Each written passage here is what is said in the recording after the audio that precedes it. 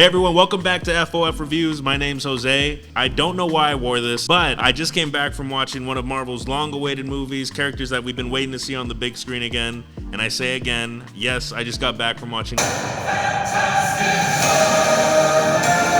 and I'm gonna let you know if Fantastic Four was worth the wait. I did mention in my last review of Thunderbolts that was a movie that felt like it had real stakes, and I'm really happy to say that this movie also continued that trend. They put these characters in their own world, so this is not attached to anything that we've seen before, and I think that gives it a huge advantage compared to some of the other movies that they came out with. It really drives home the feeling of like, how are they gonna solve this? What's the plan? They have to think on their feet. There's no other heroes coming. Just a side note, I think that superhero movies should go back to this. I'm not saying I haven't enjoyed the MCU and what they've done with connecting their characters and having them star in, other movies that aren't their own. I do enjoy that, but again, it doesn't feel as authentic as it used to be, like comparing to the original Fantastic Four even. Something that I really enjoyed in this movie was that they did pay homage to a lot of characters and the Fantastic Four comic books. If you're a fan of comic books, you'll notice it. You'll definitely see it on the screen and you'll catch it. It's like a nice little Easter egg. So you might be wondering how these actors did with portraying their characters. So you had Pedro Pascal as Mr. Fantastic, Vanessa Kirby as Sue Storm, you have Joseph Quinn as the Human Torch, Johnny Storm, and then you have Ebon Moss as the Thing. Me personally, I think they did a great job in portraying their characters. They had really good chemistry, so when you're watching it doesn't feel too choppy. It feels natural. It does feel like these guys are actually family, and I really did appreciate that aspect. So I really like how Ben and Johnny meshed together. They really did seem like brothers, like closer than best friends. They were like brothers in that movie. Like, it's a nice fresh change from what we got before. The Human Torch used to pick on the Thing quite a bit, especially in the first two movies. It did seem like he could be a little harsh, and sometimes you're like, damn, are you guys even friends? You think that's funny, Pebbles? And even though I'm like highlighting Johnny and Ben, it really goes all around. Sue and Reed's relationship does feel like, a real marriage, that they have their ups and downs, and there are times in the movie, and you'll see what I'm talking about, where it does feel like they're getting into like a real argument, and rightfully so, and you could see both sides. That was a fresh take into these kind of stories where they brought some realism into it as far as, just everyday stuff that we experience if you're married or have a girlfriend. If you're not, sorry. And I'm gonna be one of those people that admit I was really kind of thrown off when they announced that Pedro Pascal was gonna be Mr. Fantastic. He was kind of coming out in a lot of stuff around the same time where I'm just like, I kind of seen enough of Pedro Pascal. Maybe they should give it to somebody else. Now, I wasn't on board with like John Krasinski. I know he was like really fan casted as Mr. Fantastic, but I didn't think that he was like necessarily the pick. But I just didn't really think Pedro Pascal fit that. But I'm happy to say I can eat my words because he did a really good job. He was probably the best Reed Richards.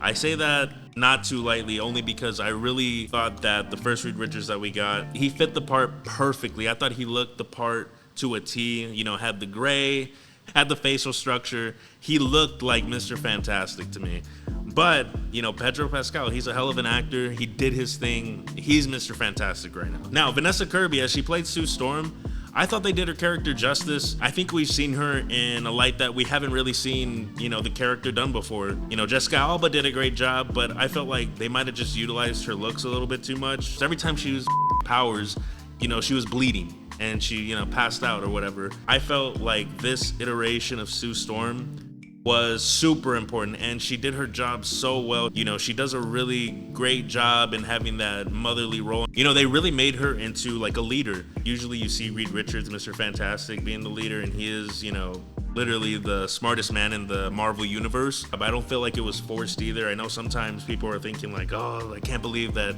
they changed this or they changed that. No, this was actually the way it should have been. I thought it was really good, and don't let those kind of changes bother you. Speaking of changes, I didn't catch anybody call Ben the Thing at all, which part of me feels like, yeah, that's a good thing, because Ben was a hero, and it really sucks to know that people would point at him and basically call him a freak when he was a hero. He is a pilot of like rocket ships and stuff like that, and then he comes home and then people were like on him, making him feel like he's less than.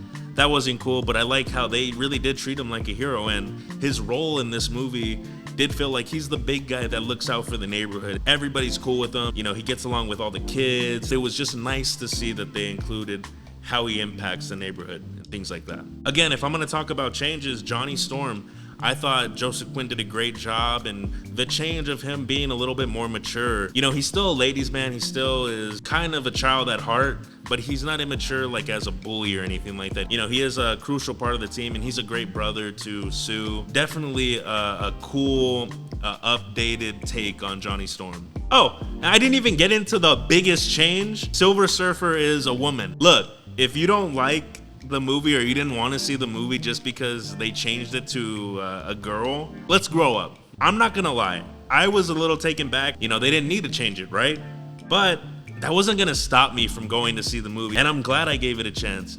She did a great job in portraying the Silver Surfer. She gave it a lot more depth. You know, I appreciate that. You feel for this one and you're curious about her. You could see that she still has a heart and she still is conflicted about what she's doing. Silver Surfer was great, and honestly, all the scenes with Silver Surfer were my favorite. And she was low-key pretty sinister when she was doing her Galactus work. Now, here's gonna be my only gripe with the movie, honestly. They didn't really explain Galactus that much. If you're not a comic book nerd, then you don't know really what Galactus is, what he does, and why he does it. And I think I just wanted more out of that. I didn't want it to just be like he eats worlds and that's it. And I felt like that was a little bit lazy, to be honest with you. Just was like, yeah, he's super old and he does this, and it would take us forever to figure out what he's even made from. I guess it kind of helped with pushing the plot into like feeling like there's a sense of urgency. Like there's no time to even look into what he is and why he does what he does. It's just like, we need a plan to make sure we're not all dead. I don't like that kind of writing. I think that they should have fleshed it out a bit more. So yeah, if you have questions about the villain, then yeah, you're gonna keep having those questions afterward. That's kind of just where we're at with this movie. Hopefully they explain it down the road, and you know, I'm just being impatient, but you know, I'm giving them the benefit of the doubt here. Overall, the comedy did work in this movie. They didn't overly joke around. They didn't try to make everything funny or like ruin a serious moment with a joke. So I did appreciate that. Not being like too critical on this. I did think that there was times during the movie where Ben and Johnny could have been a little bit more serious, but you know, now I'm just nitpicking. I do like that everybody was capable in this movie. Everybody on the team had their role. Reed was a genius. Sue was like the glue that held them all together. Johnny was like the fast action handgun ready to go at any moment. And Ben was also like the muscle. He gets stuff done. He bulldozes if he needs to. One thing that I need to mention, I think they did the Silver Surfer really well. I think they did the Silver Surfer really well as far as like graphics go. The only thing that I kind of have a gripe about is the baby. Baby Franklin, when he's CGI'd to a character, it does look a little funky, I'm not gonna lie. But at the same time, I'm being nitpicky at that point.